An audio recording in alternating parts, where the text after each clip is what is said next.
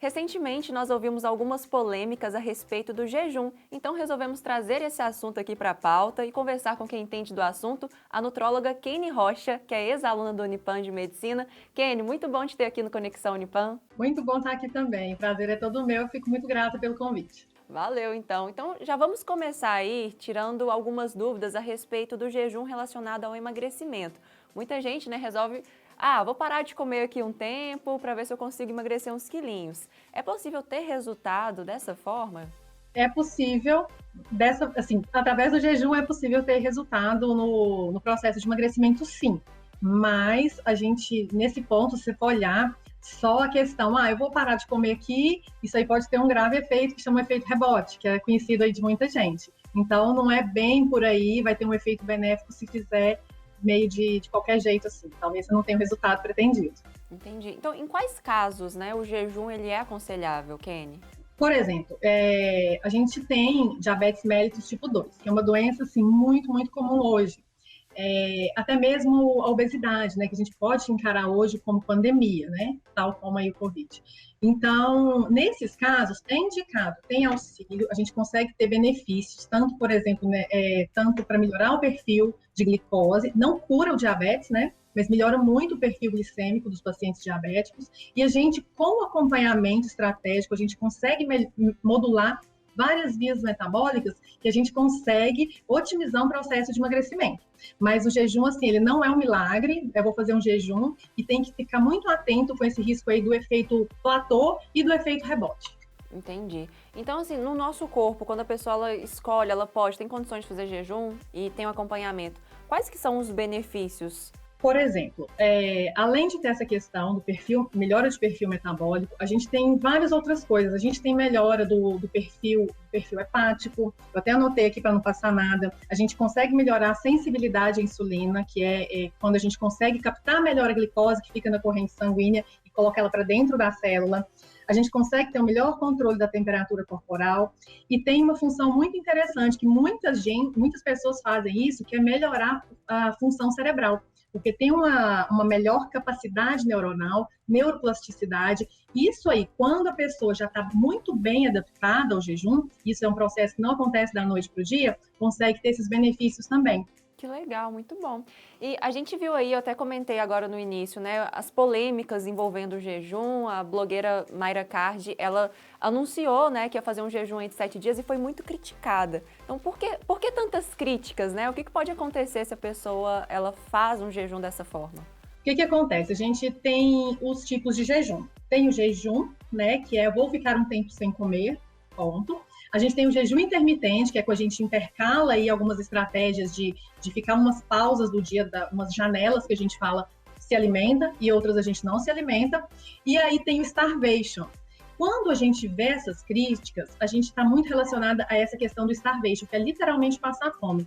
Porque o jejum, quando ele é orientado, ele não significa desnutrição. Ele não significa que a pessoa vai ficar sem um aporte energético, porque a gente pode fazer um jejum intermitente, conseguir todos esses benefícios, mesmo sem fazer uma restrição calórica. Então a gente consegue, e tem até estudos que mostram que mesmo sem fazer uma restrição energética, só controlando essas janelas, a gente consegue ter uma redução de tecido adiposo e manter massa magra.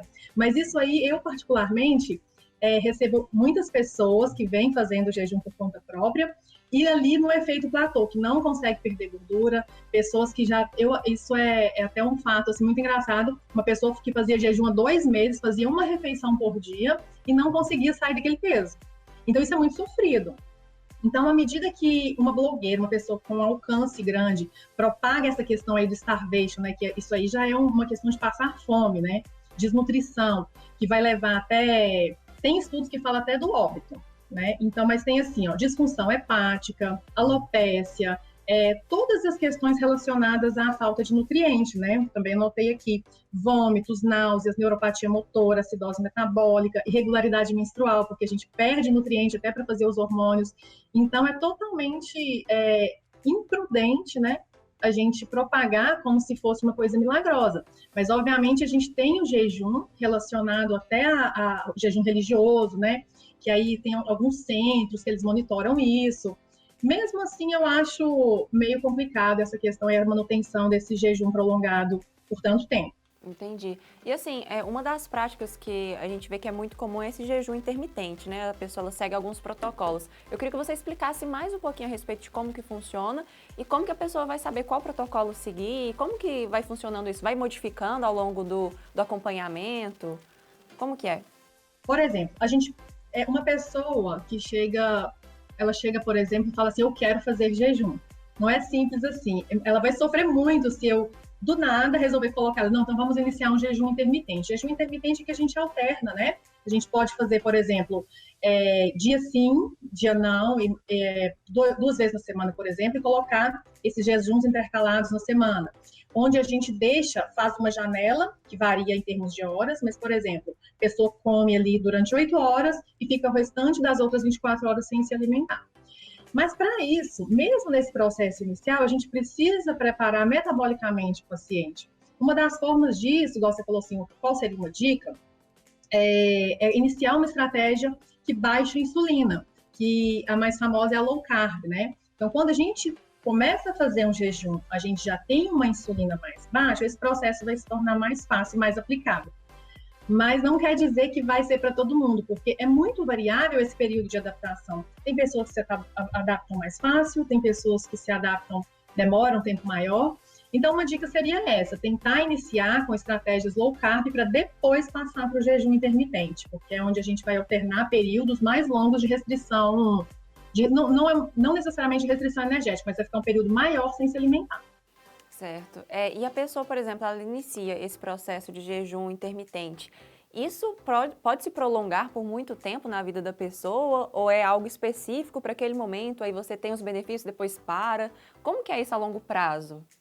Tem pessoas que pode prolongar, sim. As pessoas se adaptam melhor, elas se sentem melhor, muito até por essa questão que eu falei da neuroplasticidade. Então, a gente pode se manter um tempo maior. Tanto que é que eu falo para os pacientes, quando é um processo de perda de peso, eu não encaro um jejum como que tem gente que fala assim, mas eu não gosto nem de tomar café, por mim eu vou comer ali só 3 horas da tarde, isso não é legal para o emagrecimento, porque aí já virou uma rotina, o corpo não vai perceber aquilo ali como uma cutucada, né, para o metabolismo. Então, tem pessoas que se adaptam sim muito bem, tem pessoas que nem tomam, mas muita gente que eu recebo também não toma café da manhã. Mas isso aí, a gente não vai dar esse choque no organismo, que a gente chama até de hormese, que é quando a gente dá um estímulo, um pequeno estressor para o corpo se tornar mais forte, como o exercício físico. O exercício físico é um tipo de hormese. A gente faz um estresse para ter uma recuperação e ter um benefício logo em seguida. Então, a gente consegue fazer isso, mas desde que seja ciclando estratégias. Agora, tem pessoas, sim, que mantêm isso aí por muito tempo, não tem problema, desde que a gente consiga colocar os outros nutrientes, aí distribuir esses outros nutrientes nas demais horas do dia. Tá certo, Kenny. Olha, eu adorei esse papo, deu para esclarecer muitas dúvidas. Muito obrigada, viu, pela entrevista, foi um prazer. Obrigada a vocês, prazer foi todo meu estar aqui. Beleza, espero que o pessoal de casa também tenha gostado e agora, né, esteja mais aí tranquilo com relação ao jejum. Nós vamos agora para o intervalo bem rapidinho e já já voltamos com mais conexão para você. Não sai daí.